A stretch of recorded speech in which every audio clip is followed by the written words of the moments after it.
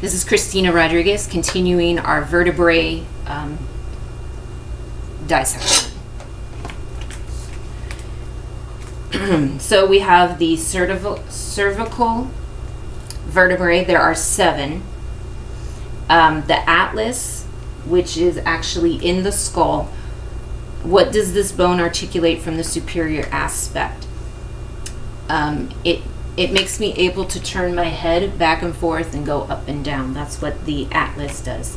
What is unique about the transverse process of all cervical vertebrae compared to those of the thoracic and lumbar vertebrae? It moves the thoracic vertebrae, the atlas cervical vertebrae moves, whereas the thoracic vertebrae do not. They don't go back and forth. So then we have the thoracic vertebrae, and that's 12. So we have the spinous processes, which is this part here. It looks like a giraffe. We have the transverse process, which is that part over here. And then we have the intervertebrate forum. What passes through these foramina, again, I'm not really sure about that. Body or centrum, that's the lower part of the vertebrae, which is difficult to see through our structure here. And the position of the vertebrae disc, which is the cartilage that is in between the vertebrae to cushion it whenever we do walk. We also have the lumbar system, the lumbar vertebrae, and that is 5. We have the sacrum. How many vertebrae fuse to form that bone? And it's 5. And then we have the coxae, which is the tailbone.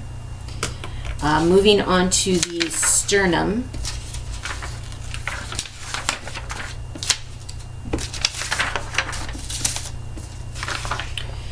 So moving on to the sternum, we have the mandible.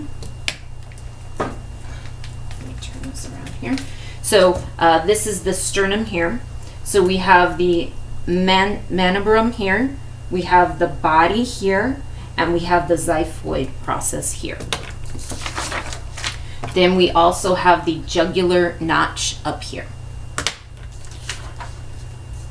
Okay, and then moving on to the ribs. The first 7 are true ribs. So 1, 2, 3, 4, 5, 6, 7 are true ribs.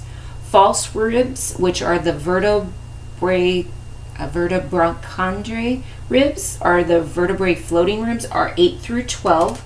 So that's basically all of these down here. Point out the head and neck and tubercle of a rib and explain how ribs articulate with the vertebrae. So we have our rib here. The ribs, all except for the floating ribs, connect to the sternum. The transverse costal facet for the rib is actually in this part right here. Then we actually have the rib, and this is the angle of the rib. We have the neck of the rib here, and we have the superior costal facet, or the head of the rib, over here. The neck is the constricted part of the bone with the tubercle that attracts with the anterior articular facet on the transverse process of an inferior vertebrae.